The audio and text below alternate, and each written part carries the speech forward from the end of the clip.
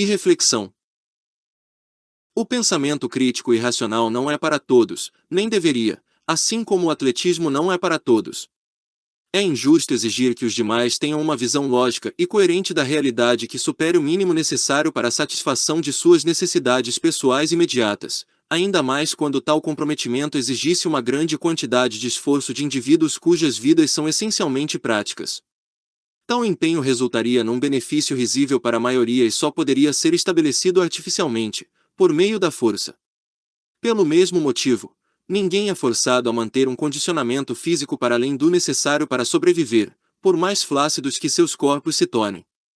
Não só é razoável a ideia de que devamos, obrigatoriamente, durante nossas vidas inteiras, cultivar um condicionamento mínimo para, digamos, correr 10 quilômetros ininterruptamente, e isso pelo simples motivo de que o atletismo é supostamente maravilhoso em si mesmo. Atividades físicas severas não são para todos, tampouco atividades mentais severas. Pensar é uma ocupação cansativa, extenuante. O cérebro precisa ser treinado, condicionado, exercitado para que possamos praticar a reflexão. Aquele que não está acostumado a correr longas distâncias cansa-se rapidamente. Da mesma forma, aquele que não está acostumado a pensar não é capaz de refletir, de engajar-se em debates intelectuais por longos períodos. Sem um preparo prévio, em poucos instantes começam as dores musculares e as dores de cabeça. O paralelo ajuda-nos a compreender que tal observação não é um preconceito contra a irreflexão assim como não o é contra o sedentarismo. Trata-se somente de escolhermos, ou ao menos aceitarmos, o que mais estiver de acordo com nossas possibilidades. Analogamente, se o objetivo fosse garantir nossa segurança pessoal, teríamos a escolha de passar nossas vidas inteiras praticando alguma arte marcial ou simplesmente comprar um spray de pimenta. Se o objetivo fosse alcançar um estado de profunda serenidade, poderíamos passar 10 anos meditando em algum retiro budista ou simplesmente ir à farmácia mais próxima e comprar, por alguns trocados, uma cartela de paz na alma. Desse modo, a não ser que nosso objetivo seja exatamente a reflexão, é mais coerente deixá-la aos cientistas, filósofos e simpatizantes, assim como deixamos a dor de dente aos dentistas e continuamos a nos ocupar daquilo que realmente nos importa, caso não seja nada disso.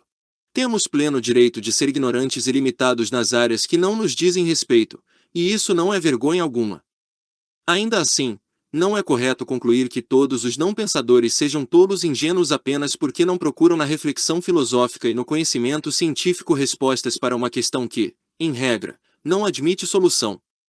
Em certas situações, refletir demoradamente sobre questões existenciais não é sequer a saída mais digna, pois não oferece, no fim de muito esforço, nada além do que qualquer sistema metafísico popular proporciona com a mesma eficiência de um drive-thru. Assim como temos lanchonetes para quem não quer cozinhar, temos religiões para quem não quer pensar. Nelas encontramos explicações prontas para os mais variados gostos. Basta escolher e acreditar, o assunto nunca precisará ser digerido. Desinteresse, entretanto, não é o mesmo que incapacidade. Assim como quem almoça em restaurantes não é necessariamente um jumento do tempero, os consumidores de sistemas prontos baseados em dogmas também não se reduzem necessariamente a acéfalos, alheios aos problemas filosóficos levantados pela condição humana. É comum invocarmos a ideia de que todos os adeptos de sistemas populares acreditam cegamente nas respostas enlatadas para as questões que os afligem, mas isso é um engano, e é fácil demonstrá-lo. Por exemplo, selecionemos um grupo de indivíduos com crenças bastante heterogêneas. Um acredita num Deus pessoal, outro em espíritos em evolução, um terceiro no todo uno, ainda outro no Deus natureza e assim por diante. Então, do modo mais educado possível, peçamos a estes que descrevam o quanto sua crença é importante, verdadeira e confortante, deixando que discorram pelo tempo que quiserem até se sentirem seguros de que não os vemos como tolos por professarem crenças infundadas. Depois, como uma possibilidade remota, joguemos no ar a hipótese de suas crenças serem pura e simplesmente falsas, dando-lhes um espantalho no qual bater, para que assim não sintam sobre si todo o peso do que dizem. Qual será o resultado? Não é difícil imaginar um discurso puramente nihilista, absurdamente realista, cruelmente honesto de indivíduos que talvez nunca tenham estudado filosofia ou ciência, tendo aprendido isso tudo apenas por meio da experiência de vida. Seu raciocínio será: basicamente, se Deus não existe, estamos aqui para nada. Se Allah não existe, a vida não tem sentido se não há imortalidade, somos apenas poeira de estrelas, e estão absolutamente corretos. Diante disso, temos a impressão de que todos, no fundo, sabem que a existência é oca, sendo suas crenças apenas um modo de se protegerem dos fatos. Supondo-se que a ideia de falta de sentido tenha surgido em todos os que para ela tenham buscado uma solução, mesmo que uma solução singela, a conclusão é que a maioria dos indivíduos tem capacidade de ao menos concebê-la. Isso indica que quase todos reconhecem esse vazio do existir e, intuitivamente, se protegem como podem, o que quer dizer, em regra, uma proteção prática, a mais prática de todas, não pensar no assunto, dá-lo como resolvido pela fé. Naturalmente, tal fato influenciou a sociedade, repercutindo na forma de soluções genéricas oficiais ou tradicionais para proporcionar alguma sensação de segurança àqueles que se sentem afligidos pela falta de sentido e não têm tempo nem recursos para investigá-la pessoalmente. Quem não tem condições de concluir por si mesmo se vê forçado a comprar sistemas prontos, e isso geralmente significa incorporar de modo mais ou menos passivo as ideias populares do ambiente que os circunda, como quem se acostuma a almoçar no restaurante mais próximo por conveniência. Assim como, antigamente, acreditar em Dionísio e dedicar-lhe grandes bebedeiras e orgias era algo perfeitamente respeitável, já que todos faziam o mesmo, hoje é muito normal acreditar no cristianismo e rezar terços. Desde que a crença tenha representantes vivos em número suficiente, ela se justifica como uma espécie de racionalidade grupal. Quanto maior for o número de seguidores de determinada doutrina, maior será sua imunidade à crítica e maior a sensação de segurança que proporciona aos seus adeptos. Hoje a liberdade de culto é garantida como um direito individual. Entretanto, a crença só ganha o status de realidade se houver um número suficiente de fiéis. Um indivíduo sozinho, nu em meio à rua às 3 da madrugada, louvando a Santa Jabuticaba, provavelmente será preso por ato obsceno, mesmo que alegue estar professando sua fé pessoal, cujo direito está garantido constitucionalmente. Contudo, se esse fosse um costume estabelecido firmemente dentro de nossa sociedade, em função do qual milhares de indivíduos despem-se em meio à madrugada em louvor a essa fruta como aquilo que dá sentido às suas vidas, ninguém ousaria desrespeitá-los, assim como não desrespeitamos o carnaval. A lei, portanto, só pisa em ovos no assunto da liberdade de culto quando há um número considerável de representantes para os quais tal louvor é importante. Em nome do bem-estar social, respeita-se a irreflexão dos que professam crenças sem pé nem cabeça, mesmo que sejam incomodas aos que não as seguem. Apesar de as respostas que tais sistemas populares oferecem não serem exatamente satisfatórias pessoalmente, quando vemos uma legião de indivíduos demonstrando externamente tanta certeza a seu respeito, nos sentimos satisfeitos em deixar a questão de lado, não porque a resposta seja satisfatória, mas porque o objetivo é exatamente tirar a cabeça dessa miséria existencial e seguir adiante com a vida, e para tal fim os demais são um pretexto excelente, seja com a crença em divindades ou em frutas sagradas. Assim, os líderes se justificam na multidão de seguidores, os seguidores se justificam nos líderes, e todos uns nos outros. Nenhum deles se sente perfeitamente satisfeito com suas crenças, mas fingem o contrário, para não ser excluídos. Quando todos fazem o mesmo, a impressão resultante é que apenas nós somos tolos o suficiente para levantar dúvidas, pois não parece possível que todos estejam fingindo, mas estão. Quase invariavelmente, terminamos por seguir o exemplo dos demais que, como nós, estão encenando suas crenças. A coisa caminha coletivamente num sistema de autoajuda no qual vemos todos se protegerem mutuamente da dúvida com aquele carinho boçal de quem dá aos demais conselhos nos quais nem ele próprio acredita. Como se supõe, esses sistemas sempre encorajam fortemente a socialização, pois a ideia central é que os indivíduos sugestionem uns aos outros. Por isso nunca encontraremos um parapsicólogo solitário que lê mentes para passar o tempo. Todas essas coisas são exibidas, encenadas, e as mentes são lidas exatamente nesse processo de entender mal os fatos. Mesmo parecendo estranho que um esquema de grandes proporções seja sustentável através da hipocrisia, ele funciona muito bem, ainda que sejamos levemente coagidos a omitir nossas dúvidas mais íntimas. Funciona porque, em grupos, os humanos se tornam altamente influenciáveis, deixam-se guiar pelo que acreditam ser a opinião da maioria, da qual querem fazer parte desesperadamente.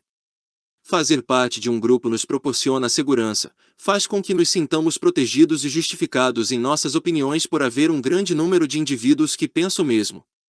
Como o objetivo em vista é o bem-estar, a própria veracidade da crença torna-se um assunto marginal, e mentir quanto a isso torna-se natural. Essa hipocrisia não é muito diferente daquela que vemos diariamente nos ambientes de trabalho, em que somos obrigados a realizar toda uma performance teatral a fim de transmitir certa imagem aos clientes. Essas mentiras convencionais funcionam porque ambos sabem a verdade, mas ninguém se atreve a dizê-la. Por tal razão, ambos mentem, mas nenhum dos dois se sente enganado. Trata-se da famosa hipocrisia convencional, comumente designada pelo termo profissionalismo. Podemos dizer que, assim como a maioria dos indivíduos compromete seu coração com sua família e amigos, aqueles que não pensam comprometem sua inteligência com suas crenças. Sabem que, no fundo, isso tudo é um mero acaso, mas é o acaso deles.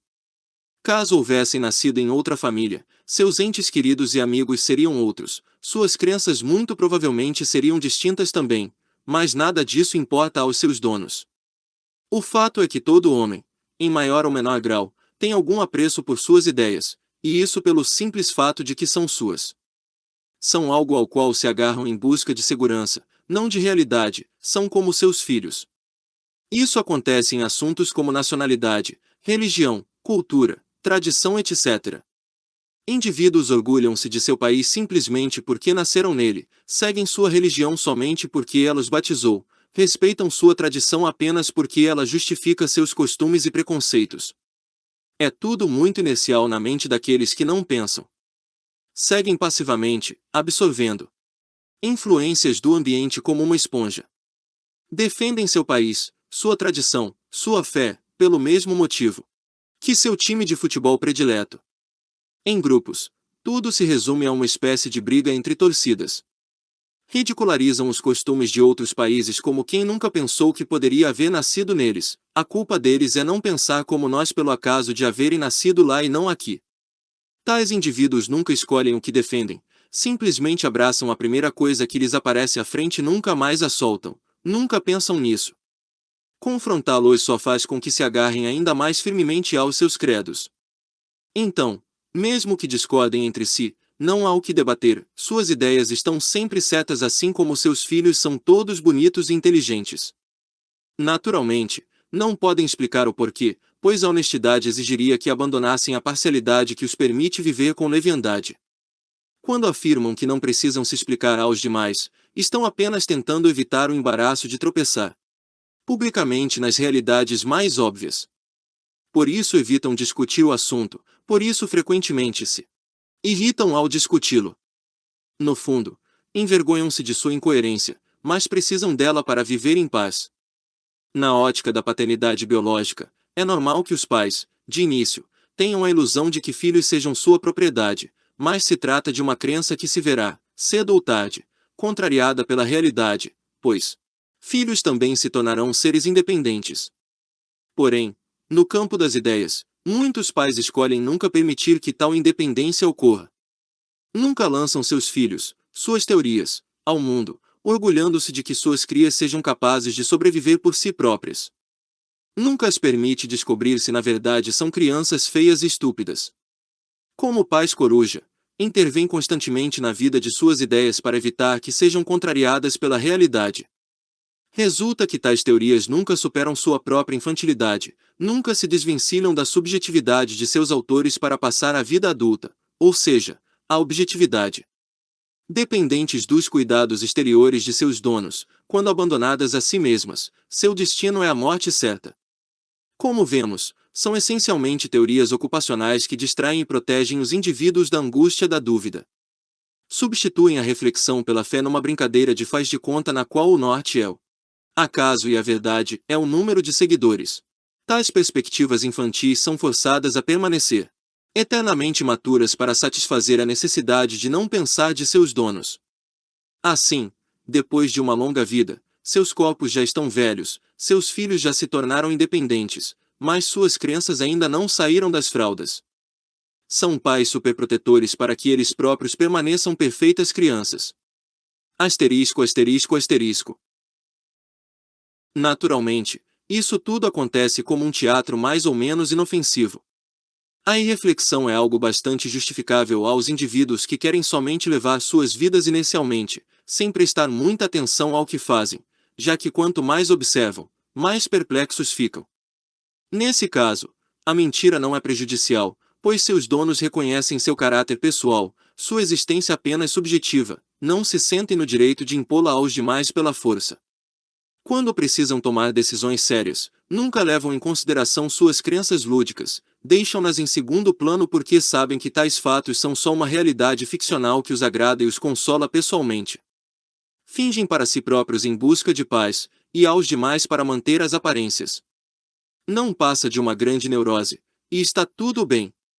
Contudo, alguns indivíduos realmente acreditam na existência efetiva de seus pimpolhos teóricos. Muitos até lhes dão primazia sobre a realidade física. São os que conhecemos como fanáticos.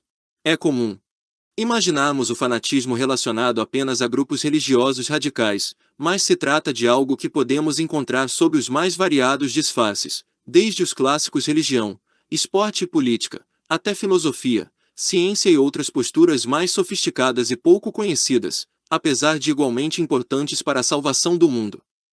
Como fanáticos dão prioridade aos seus mundos particulares também no trato com os demais, são seres efetivamente loucos, com os quais a convivência é insuportável e muitas vezes perigosa. É certo que nunca encontraremos pensadores fanáticos, pois o fanatismo pressupõe a irreflexão, não como mera ausência, mas como incapacidade de pensamento crítico, está muito além de uma mera birra de adultos. São apaixonados demais por suas ideias, como quem, diariamente, as precisa injetar nas veias e vivê-las, por mais absurdas que sejam as implicações. Nessa situação, o indivíduo torna-se completamente parcial e dependente da crença. Por sua fragilidade, está sempre um assunto mais urgente que a própria realidade, daí muitos se tornarem violentos em sua proteção. Mesmo que pareça paradoxal, em suas mentes tudo faz sentido, pois estão se guiando por uma realidade pessoal. O sinal distintivo do fanático é a constante menção da importância de suas crenças pessoais para o bem-estar dos demais. Isso em geral toma forma de discursos inflamados e profecias apocalípticas, esperando que alguém se dê ao trabalho de prestar atenção. Sendo ouvidos ou não, nunca mudarão de opinião nem de assunto. Claro que normalmente só fanáticos prestam atenção uns aos outros, já que estão disputando o monopólio físico de um mundo imaginário. Como defendem verdades pessoais em busca de um mesmo espaço, todos os fanáticos odeiam-se uns aos outros, e suas lutas basicamente consistem no fato de que uns dizem que 2 mais 2 igual 5, outros que 2 mais 2 igual 3, mas o inimigo que odeiam em comum são os descrentes, ou seja, os normais, que não enxergam a suposta relevância de suas fantasias, e vivem à margem de seus mundos delirantes. Como se guardassem um segredo importantíssimo, acreditam que todos precisam estar cientes das batalhas épicas sendo travadas, pois o destino do mundo está em jogo.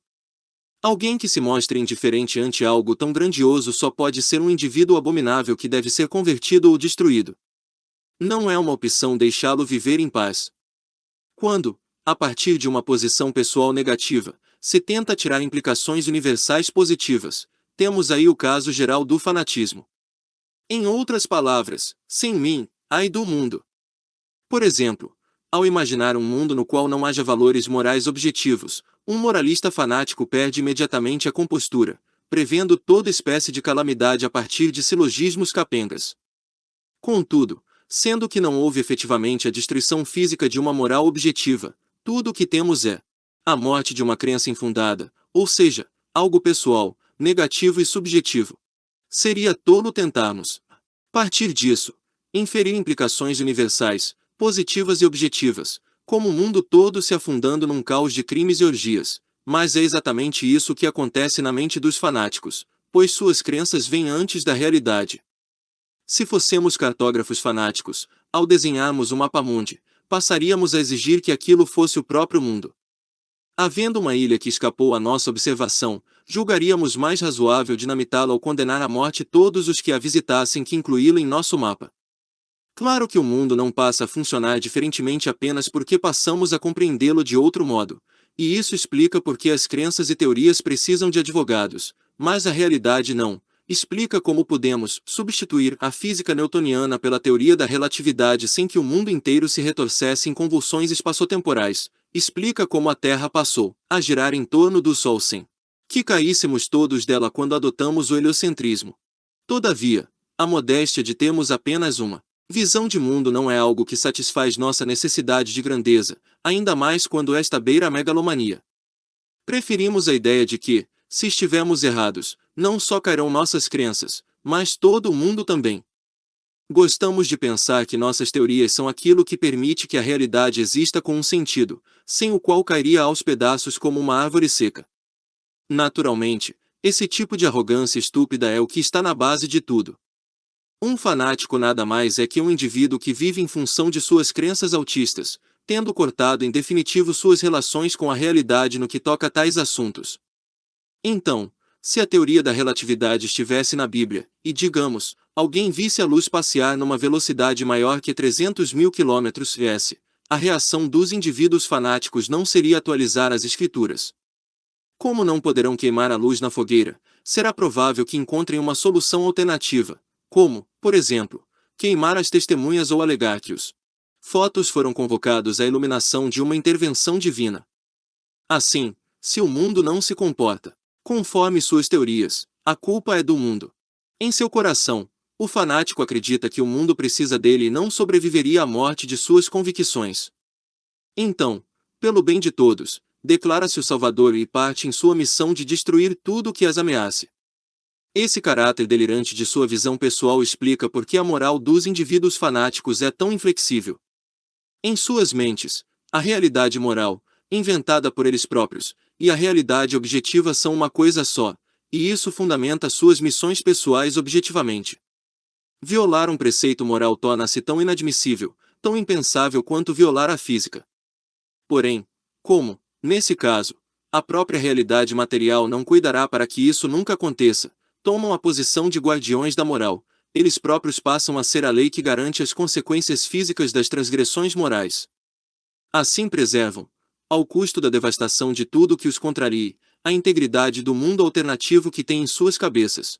Se quisermos medir o fanatismo de alguém em relação a uma ideia qualquer, só precisamos ouvir suas previsões sobre o que ocorreria se estivesse errado. Quanto mais consequências exteriores houver, mais fanático e megalomaníaco é o indivíduo em sua crença.